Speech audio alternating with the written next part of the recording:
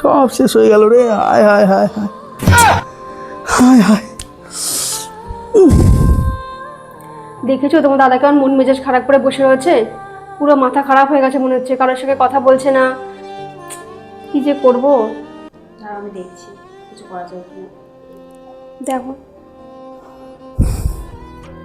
দাদা চিন্তা করিস না, সব ঠিক হয়ে যাবে, আরে ধুর, সব ঠিক হয়ে যাবে, চিন্তা করিস না কিছু। এই তোর থেকে তুই আমাকে ব্যবসা জ্ঞান দিতে হবে নাকি রে? যা তো ভাগতে জ্ঞান দিয়ে, মাথা খারাপ করিস না আমার। যা যা জানাস না তো। উফ বাবা রে।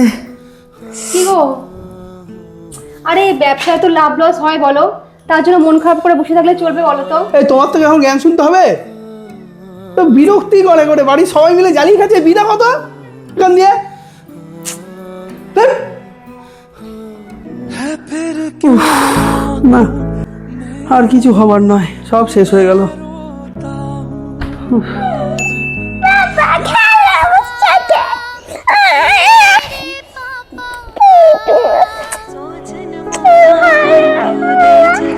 কি এবারে তোমার মাথা ঠিক হলো তো?